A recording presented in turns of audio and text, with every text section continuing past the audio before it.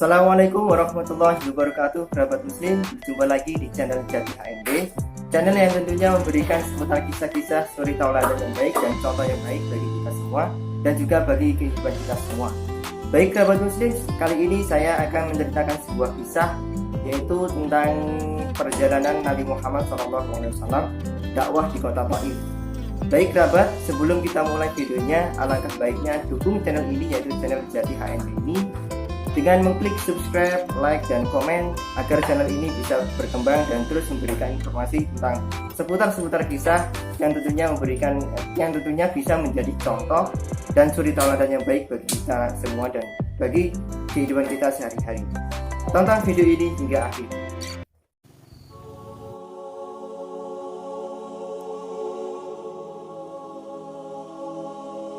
Alhamdulillahi wahdah, wassalatu wassalamu ala rasulillah.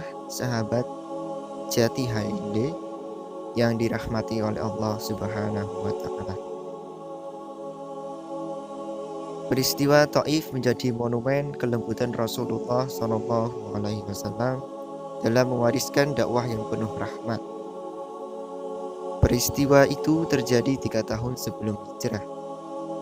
Rasulullah SAW melakukan perjalanan ke Taif untuk mengajak kabilah Syakif, penguasa Taif, guna meminta pertolongan dan perlindungan.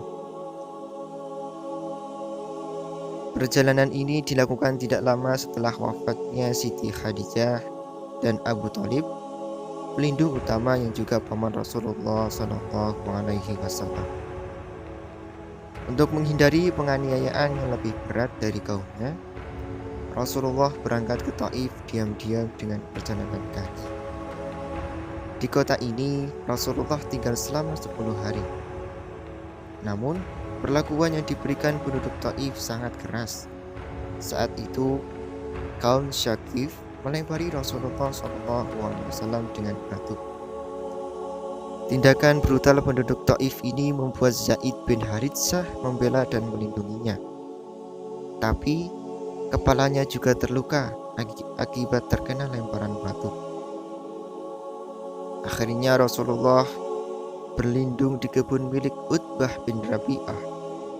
Rasulullah SAW memanjatkan doa, "Ya Allah, kepadamu aku mengadukan kelemahanku, kurangnya kesanggupanku dan kerendahan diriku berhadapan dengan manusia. Wahai Zat yang Maha Pengasih lagi Maha Penyayang, Engkaulah pelindung bagi si lemah, dan Engkau jualah pelindungku. Kepada siapa diriku hendak Engkau serahkan? Kepada orang jauh yang berwajah suram terhadapku, ataukah kepada musuh yang akan menguasai diriku?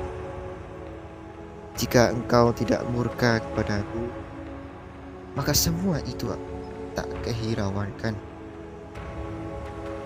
Karena sungguh besar nikmat yang telah Engkau limpahkan kepadaku. Aku berlindung pada sinar cahaya wajah-Mu yang menerangi kegelapan dan mendatangkan kebijakan di dunia dan akhirat dari murka-Mu yang hendak Engkau turunkan dan mempersalahkan diriku. Engkau berkenan, sungguh tiada daya dan kekuatan apapun selain atas perkenan-Mu." Mendengar doa kekasihnya, Allah Subhanahu wa ta'ala mengutus Jibril alaihi salam untuk menyampaikan bahwa Allah menerima doanya. Malaikat penjaga gunung pun bersiap untuk melakukan apa yang akan diperintahkan Nabi. Jikalau Rasulullah SAW berkehendak, malaikat itu akan benturkan kedua gunung di samping kota itu, sehingga siapapun yang tinggal di antara keduanya akan mati terimpit. Hanya kelembutan hati Nabi tampak. Dia pun menjawab, "Saya hanya berharap kepada Allah Subhanahu wa ta'ala. Andaikan pada saat ini mereka tidak menerima Islam, mudah-mudahan kelak mereka akan menjaga orang-orang yang beribadah kepada Allah Subhanahu wa ta'ala." Kelembutan jiwa Rasulullah SAW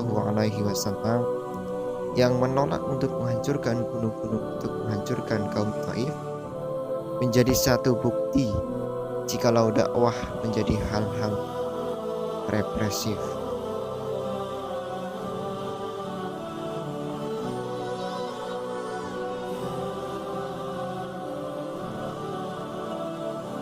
Baik kerabat, itu tadi kisah perjalanan seorang Nabi Muhammad SAW di kota Taif. Sungguh sabar dan lemah lembut hatinya ketika penduduk kota Taif melempari batu dan tidak menerima dakwah Nabi Muhammad SAW.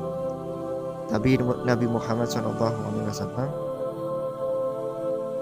tidak membalasnya dengan balasan yang buruk, tetapi Nabi membalasnya dengan doa dan pengharapan oleh Allah Subhanahu wa taala agar kota Taif, penduduk kota Taif bisa menjadi penduduk yang bisa menjaga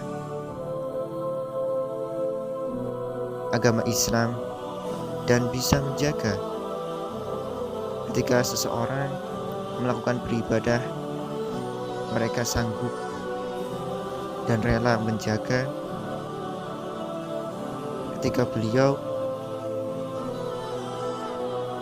ketika seorang sedang melakukan beribadah kepada Allah Subhanahu wa taala. Baik kerabat, semoga video ini bermanfaat. Kita akan lanjutkan video berikutnya tentang kisah Isra Mi'raj Nabi Muhammad SAW. Baik, semoga video ini bermanfaat. Saya akhiri, wabillahi taufiq wal hidayah. Wassalamualaikum warahmatullahi wabarakatuh.